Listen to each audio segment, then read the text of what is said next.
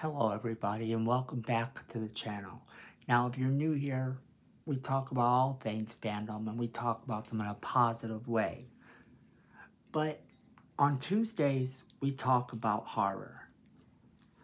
So what is today's topic? Today's topic is, shocker, Halloween ends again. Why? Well, there are some people that are coming up with theories that require a lot more thought. And I like a good film theory, so let's jump right into it. Okay, so first we should talk about the trailer and the release date of the trailer, which as of yet we don't have a good idea of. Jason Blum was asked and he responded soon, which means it probably will come out after CinemaCon, as that's kind of the next big event. And there will probably be a teaser of the trailer, and then we'll get a full trailer after that. Now, another rumor that I heard recently is that Danny McBride could step away from the behind the camera scene and actually participate in the movie. If you don't know Danny McBride, he's trying to stay behind the camera this time, but I have no problem with Danny McBride being in this movie at all. Now, I can't say whether that rumor is true. I just thought I would throw that out there for anyone who's interested. Let me know in the comments what you would think of Danny McBride in this movie and who do you think he could play. Now let's jump into that theory. So, okay. The radio tower has been a big inspiration for theories, and the speculation that the radio tower somehow controls Michael Myers has become one of the most popular theories out there. I've kind of touched on this a little bit throughout some videos, pondering how this could be. And the theory goes that it's controlling him through his mask. It's sending radio signals through the mask. This sounds familiar to me. This was Halloween 3, Season of the Witch. And we do see the silver shamrock masks in the movie. So is that just a reference to Halloween 3 and they're going a completely different route? More than likely, that's what's going to happen. They're not going to have the mask control Michael Myers. However, the thing that makes that theory kind of interesting is when you wonder why Michael Myers is able to survive all this stuff. How come Michael Myers is able to survive the beating he takes in Halloween Kills at the end of the mob, at the hands of this mob? The mob actually does enough to kill him about 7 or 8 times over. He's in a fire in the Halloween 2018 movie. He's hurt in the original. He's hurt several times throughout all of these movies. Now that they've consolidated the movies to be Halloween 2018, Halloween Kills and Halloween Ends, you would think that they could prevent him from taking a blow that would kill him. However, that's not what they're doing. They're purposely allowing him to come close to death in a way that should have resulted in death. We should have seen Michael Myers die already. And that has led to this theory that somehow it's the mask itself that's keeping him alive, that the radio tower is controlling him through the mask. This lends to the fact that he's alive when he should be dead. But how? If their approach is to take a more realistic approach, then this already fails. So you see where these theories are coming from is the people going, okay, we're not watching a Home Alone movie.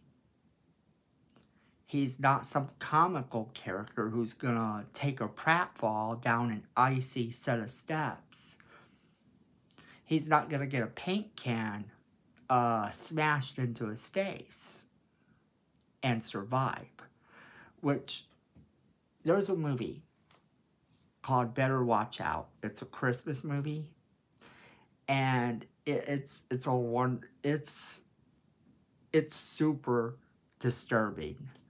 But the kid in the movie actually decides that he's going to take a paint can and do a Home Alone on somebody. And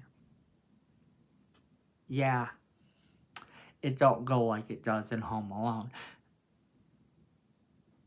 Now, and that's, you know, to stay away from spoilers, you really should check that movie out. If you haven't seen it, it's a great movie. Basically, it's this babysitter watching this kid around Christmas time, and they believe that there's someone else in the house. And things happen, twists, turns, craziness. But that's the point here. Michael Myers isn't that person. He isn't the Home Alone villain.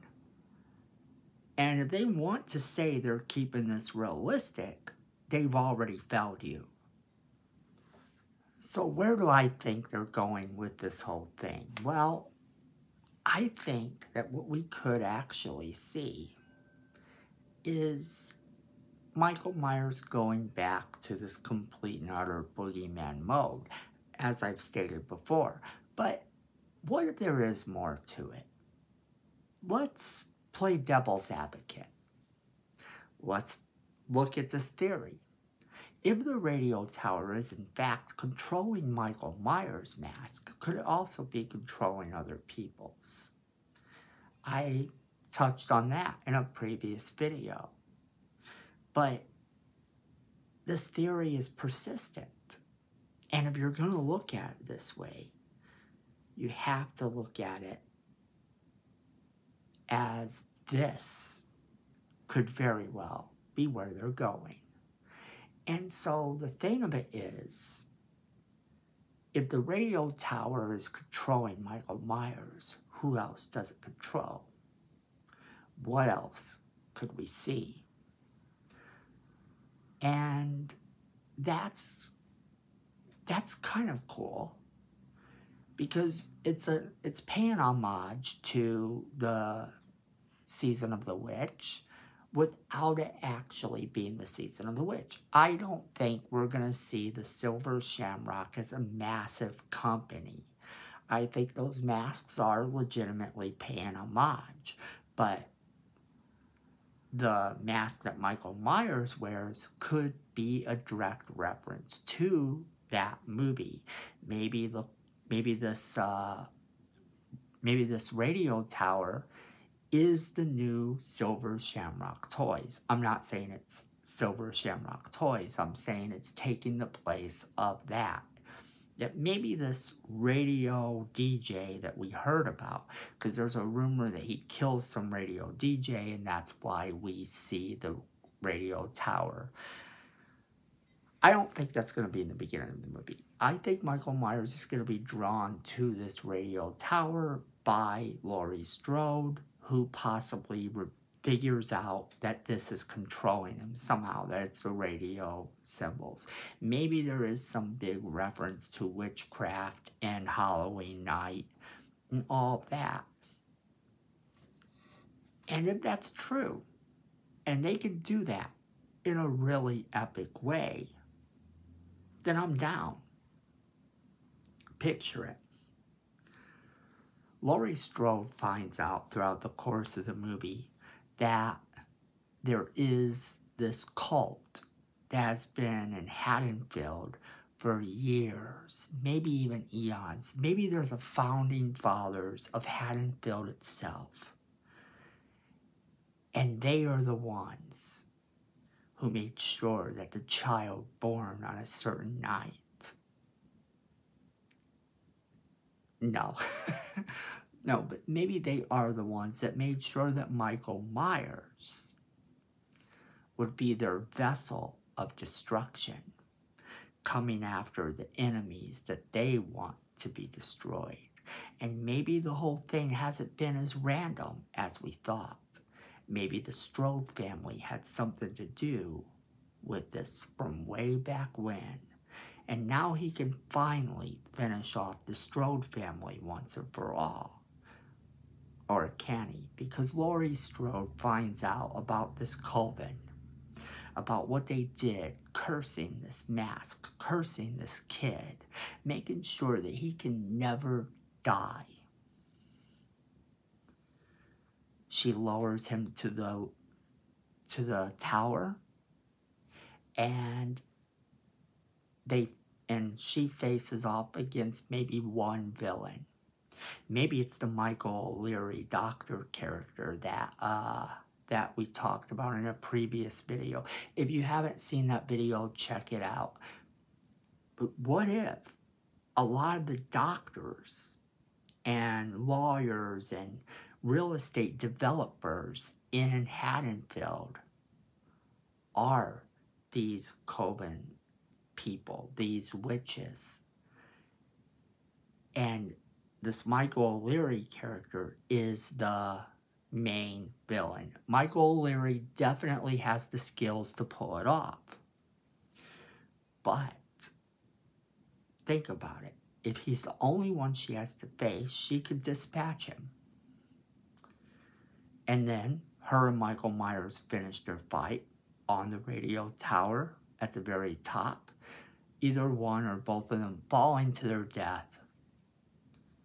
And that would certainly be something kind of different and cool.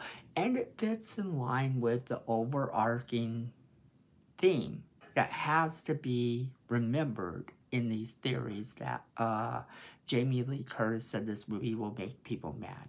If you bring witches and supernatural into it, yes, there's going to be an element of people that are mad about it. But if it's done right, this could be really cool. So what do you guys think about that? So leave us a comment and let us know what you thought in the comments below. Because we want to hear from you. YouTube likes it when we hear from you. And also, don't forget to share this video with all of your friends so they get the same great content you're getting. Make sure you're hitting that like button, because YouTube likes when you hit that like button, and we like it too. And while you're hitting that like button, go ahead and hit that subscribe button. Miko says we need more subscribers, and look at this face. So, hit that like button, and make sure you're hitting that notification bell so you don't miss a single video we do. And then friends, I know that the world can be a really weird place, and things can happen that change your world every day. But at the end of the day, remember one thing: fandom is family.